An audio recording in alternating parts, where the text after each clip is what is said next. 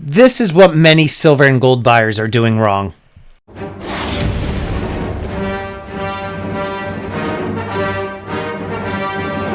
How you doing, everybody? Welcome to Empire Precious Metals. If you're new to the channel, I'm not a financial advisor. I'm a guy talking about precious metals, so make sure you blast that subscribe button, get the bell notification clicked, that way you get updated with any new content.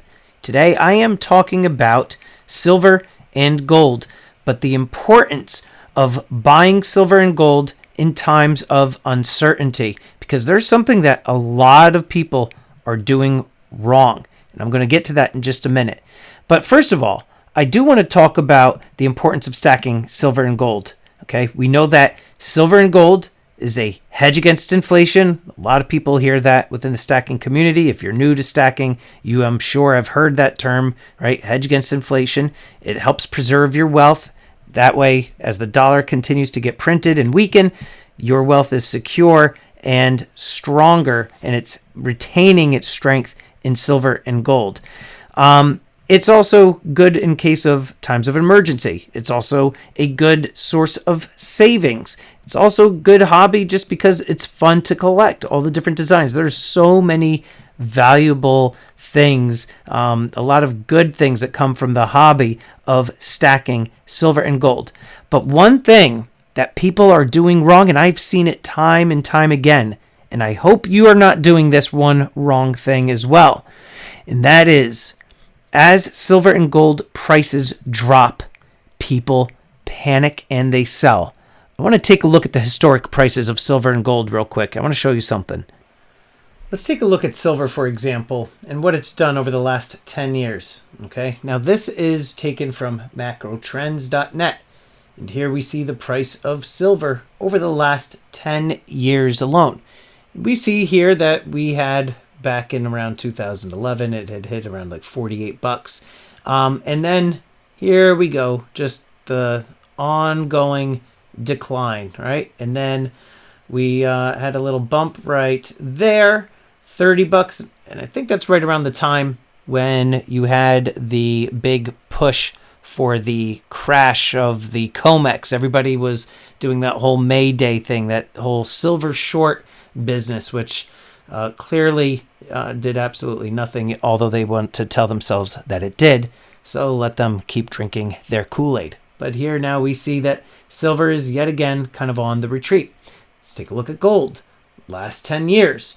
Okay, here we are at around, it was like around 1700 right back here. And then bam, drops like a rock, right? Then over here, 2016 is $1,000. And then we see this steady increase, right? And gold is still kind of doing okay, especially right over there. And then here we go. Now here comes the discouragement, right? Everybody's starting to get upset that gold is starting to drop. Now, if you have silver and gold, okay, you need to look at it from the perspective that it is a long-term hold. And when I say long-term, I'm not talking 2 years, 3 years, while that might seem like an eternity for some. We're talking 15, 20, 30 years, that type of long-term. If you're somebody who is buying silver and gold and you're constantly checking the silver and gold spot price just because you're fearful of what it's doing to your overall net worth when it comes to the precious metals, you're doing it wrong. It's not a stock. It's not trading crypto, okay? It's silver and gold. It's meant to just kind of sit there. You accumulate it. You keep putting money in. You keep buying more, and you amass a decent-sized collection. That way you could either pass it down. You could use it as some extra income when you go to retire. That's my plan. So it's a long-term thing. I have seen so many people fear that the prices of silver and gold are going to plummet, and then they go and they sell. And you see so many people selling into the dips instead of buying into the dips. You do hear a lot of people saying, did you buy the dip? Did you buy the dip? But a lot of people panic and they say, you know what? Silver, it's not really doing anything for me. It's dropping value. I started buying it at 30 an ounce. Now it's, $20 an ounce. It's garbage. Same thing with gold. That's the completely wrong way to go about it. You need to constantly be buying. You need to be buying consistently. That way your dollar cost average eventually will level out. You do not want to sell as prices drop. That's when you lose money.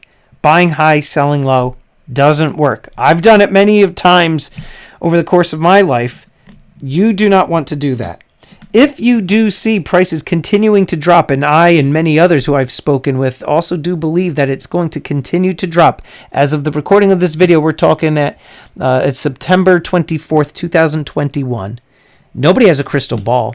You do have a lot of people who think that silver and gold is going to shoot the moon, and that's just also another. Don't get me started on that whole tangent, but you do want to be buying consistently. Set aside enough money each month that you feel comfortable investing in silver and gold, and just buy some, put it away, and don't worry about it. If it's something that you're collecting, then obviously you want to look at it and everything like that, fine. But don't worry about the dips. Don't worry about a long sustained price drop. That's a good thing. You should be looking at this as an opportunity. I want gold to continue to drop. I would love for gold to drop like a I don't know, what drops really heavy? I don't know. But you want it to drop. You want it to become more affordable, right? So anyway, don't do this, what a lot of people are doing, which is wrong, buying silver and gold on the peaks because they're fearful of missing out and then selling it at the lows. Don't be that person. And I would like to quickly thank these elite channel supporters. And if you haven't already become a channel member, please check out the awesome perks and join today. With that, this is Empire Precious Metals. Until next time, long live the Empire.